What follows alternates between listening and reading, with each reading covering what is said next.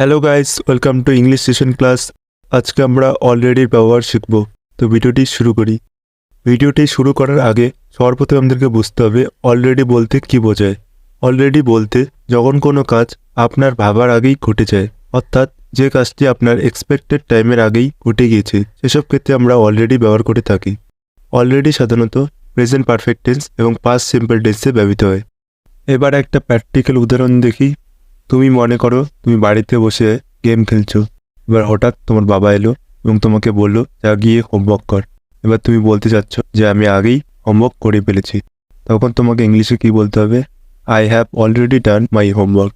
এবার আরও কিছু উদাহরণ দেখি। I have already watch that movie. আমি ওই মুভিটি দেখে ফেলেছি। মানে তোমার বন্ধু এসে তোমাকে বললো চল মুভিটা দেখতে যাই। এবার তুমি বলতে চাচ্ছ যে আমি আগেই মুভিটি দেখে ফেলেছি। তখন তুমি অলরেডি ইউজ করতে পারবে। সেম তেমনভাবে I have already read this book. আমি এই বইটি আগেই পড়ে ফেলেছি। এবার একটি ইম্পর্টেন্ট কথা হলো অলরেডি শুধুমাত্র পাস্ট সিম্পল এবং প্রেজেন্ট পারফেক্ট এই দুটি টেন্সেই ব্যবহার করা যাবে। আর কোনো টেন্সে তুমি অলরেডি ব্যবহার করতে পারবে না। তার মানে আমরা এই ভিডিওটি থেকে কি শিখলাম? অলরেডি মানে হলো যা আগেই ঘটে গিয়েছে, সেটা বোঝাতে আমরা অলরেডি ইউজ করতে পারবো। সবার প্রথমে আমাদেরকে বুঝতে হবে স্টিল বলতে কি বোঝায়। স্টিল বলতে সাধারণত যখন কোনো কাজ পূর্বে শুরু হয়ে বর্তমানে চলছে এমন বোঝায়, তখন স্টিল ব্যবহার করা হয়। সিচুয়েশনটি হলো something is continue or ongoing, মানে কোনো কিছু চলমান রয়েছে, সেক্ষেত্রে আমরা স্টিল ব্যবহার করে থাকি। এবার একটা প্র্যাকটিক্যাল উদাহরণের মাধ্যমে জিনিসটিকে ভালো করে বুঝে নিই। মনে করো তুমি এখন বাড়িতে আছো এবং তুমি জানলা দিয়ে বাইরে তাকালে তুমি দেখলে বৃষ্টি পড়ছে। এবার তুমি যদি এটাকে ইংলিশে বলতে চাও, তোমাকে কি বলতে হবে?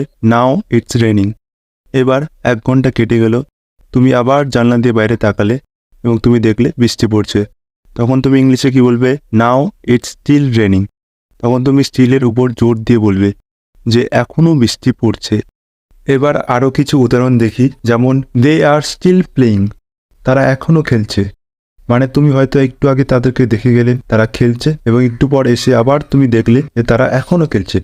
তখন তুমি বলবে দে আর স্টিল প্লেইং। আরেকটা উদাহরণ দেখি, আই অ্যাম স্টিল সিক, আমি এখনও অসুস্থ। এবার একটা পাস্ট টেন্সের উদাহরণ দেখি, যেমন I got up at 5 AM and it was still dark out, আমি সকাল 5টায় উঠেছিলাম এবং তখনও অন্ধকার ছিল। ফিউচার টেন্সের উদাহরণ দেখি, when you wake up it will still be dark out, যখন তুমি ঘুম থেকে উঠবে তখনও অন্ধকার থাকবে। এভাবে খুব সহজে তুমি পাস্ট টেন্স এবং ফিউচার টেন্সেরও ব্যবহার করতে পারবে।